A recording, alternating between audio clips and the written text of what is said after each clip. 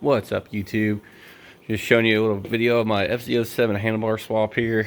Just in case you're doing the same thing, you can kind of know what you're getting into. Because every time I watch videos, they're kind of everywhere. So as you can see, the bars are already installed. I got the fat bar set up, 1 1/8.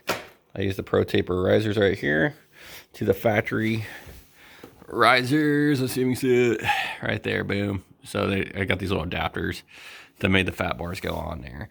I was gonna go with this other style right here. That would have put it more of a kind of straight up. I kind of liked how it was kind of tilted towards me, so I just use those. But you can use these, but you're gonna have to draw out your bushings or switch that bolt out. And you can see that bolt just go to the hardware store. And you can find a bolt to put in there to use those if you want. Altogether, this stuff didn't cost too much. The bars are like 80, risers are 40, and some ProTaper grips about 15 bucks. But so here's your problems. The way it sits. Well, one is your cluster. As you can see, I haven't mounted it yet. You can see right there, the bolts are a little off, and you make some kind of bracket here.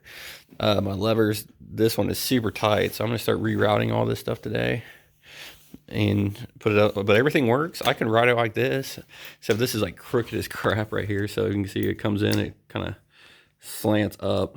It'll work, but it's not right. So I'm gonna switch all this. I'm gonna take this off and go ahead and move all this stuff and try to get this a little bit better. But if you're gonna do the fat bar setup, you can make it work just like I did, you know, with no routing or anything. It's a 2020 mt07. So there's just kind of a quick little tutorial, I guess, so you know what you're getting into here. Because a lot of people just kind of jump around all the time and you never get the info I want. So I'll switch these bars up a little bit and try to make this better. I might edit it in here and show you guys what I did. Alrighty, I switched the cables around, did a little modifying some stuff. So I'll show you what I did here.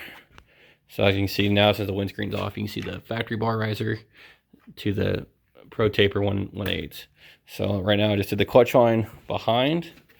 It would fit up front. It just felt a little tight, and I was already in there, so I just moved it. The front brake was the one I was having the most problems with.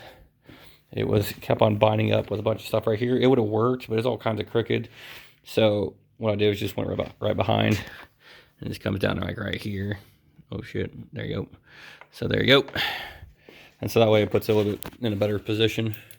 Now I did shave this guy off for the mirror. That's where the mirror goes. I don't have mirrors, so I don't give a crap. So that's what I did right there. And that way I butted it up against this. And there's like a little tab right here that had a zip tie that I just snapped off so I can butt it up closer. But I just did that for now. I'll probably end up moving these down to my cage when it comes in. I got an FMS cage coming. I made a little bracket here. I'm not too happy with it. It's just some thin sheet metal I was kind of playing with. And it mounted my cluster, but as you can see, a little bobblehead there. So I'm going to redo that bracket, and I might just put it right here and just screw it in there and just call it a day. But all in all, it feels great on the bike. I don't know if I want to switch over to the other style. So if you do the measurements from the bottom to the clamp, you're to the middle of the clamp right here, it's about 3 inches. And the other one's about 1.5 inches. So if you measure, you know, from the bottom of this, the center of that, you're about 1.5 inches. So right now, I'm kind of like where they sit. So I think they feel comfortable for me. I'm 6 foot. I have a kind of a long reach, and it feels good. I kind of like where these are. Otherwise, if it's going to go, the brackets kind of come forward a little bit. So if I was to put the other brackets on there, it's going to move it, you know, up a little bit and down. So instead of being like right here, I'll probably be like right about there. So I'm not sure if I like that or not.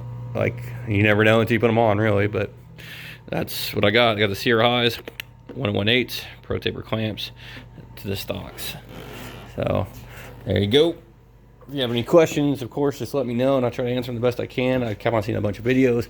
Nothing really answered my questions like I wanted it to. So I put this out there for the world to see, maybe learn something from me that other people are missing out on. So there you go.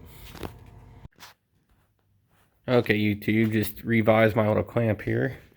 So as you can see right here, a couple little brackets. I did a different way. It's pretty firm on there. Even the bump stops are right there on it. So it makes it nice and firm. So the only thing I did is I took a Grom like reflector, like so. And then I cut it off right there. Just cut it flat. So after you do that, it just kind of goes in like so. And then I put like a little, it's a nut.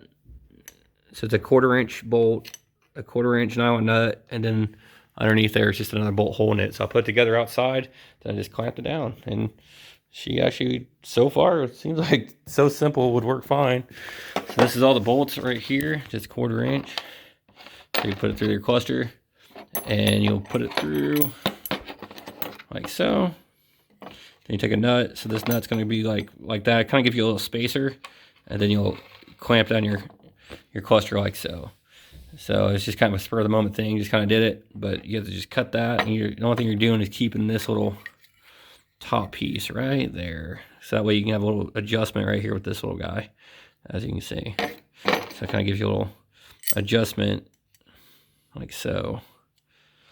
It's a very easy, stupid thing I kind of stumbled across, and I haven't seen nobody else do it, so I'm gonna put it out there for the world to enjoy.